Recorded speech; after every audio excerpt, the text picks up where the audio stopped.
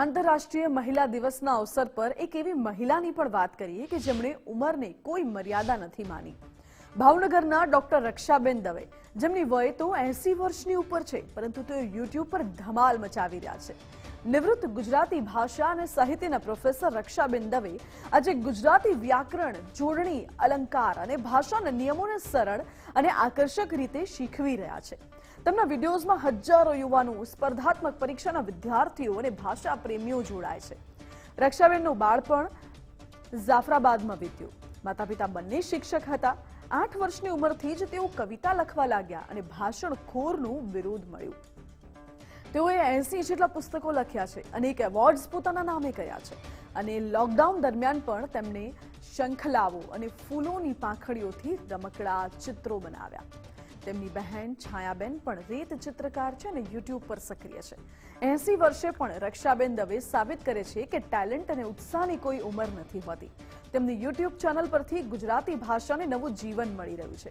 આજે મહિલા દિવસે ગુજરાત ફર્સ્ટ ન્યૂઝ ડોક્ટર રક્ષાબેન દવેને સો સલામ કરે છે। આવી જ પ્રેરણાદાયી મહિલાઓ જ મહિલા સશક્તિકરણનું સાચું પ્રતીક છે।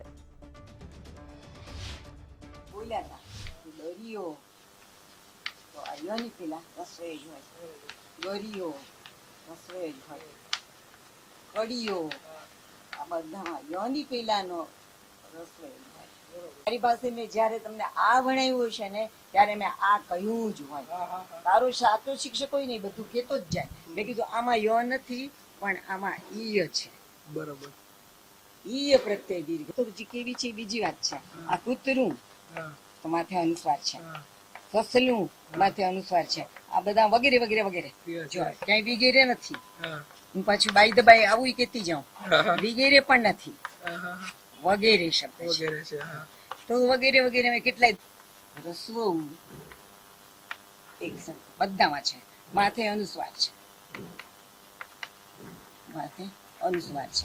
અને મેં જયારે શાળા કોલેજ છોડીને કોલેજમાં હતી, હા આર્ય કન્યા ગુરુકુલમાં હતી પેલા, એ બધી શાળાઓમાં તો હતી પણ પછી હું આ કોલેજમાં હતી। આપણી આ કોલેજ છે ને મહિલા કોલેજ, એમાં હું હતી। એમાં ઘણા વર્ષ સુધી મેં કામ કર્યું અને પછી હું જયારે રિટાયર્ડ થઈ ને ત્યારે મને થયું કે હવે ક્યાં કામ કરશું, કારણ કે ત્યાં હું પીરિયડ શરૂ થાય ને એ પેલા એ લોકોને ઘણું બધું શીખવતી હતી।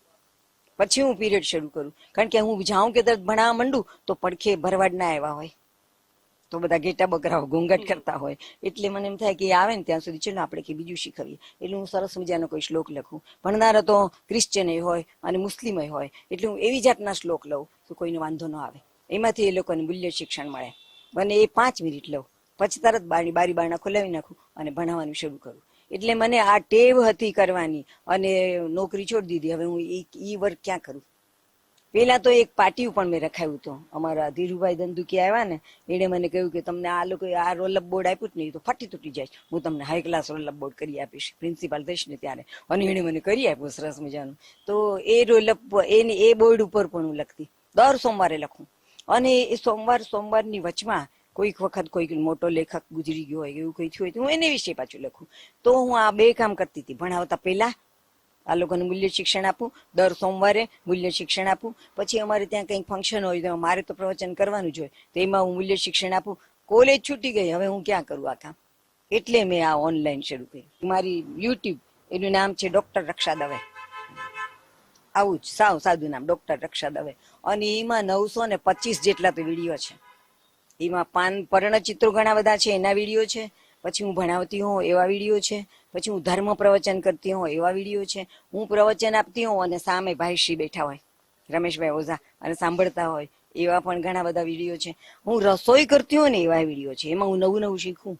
જેમ કે આપણી બહેનો છે ને એ બટેટાની પતરી બનાવે, રાતના બાફે, અરે રાતના પલાળી દે, સવારના બાફે, પણ એ પલાળી દે ને એ પાણીની નીચે આટલું વેત એક જેટલું તો સ્ટાર્ચ હોય, ઉખાડો ને તો ઉખડે નહીં, ચમચોલી ઉખાડો પડે, એના હું પાપડ બનાવું।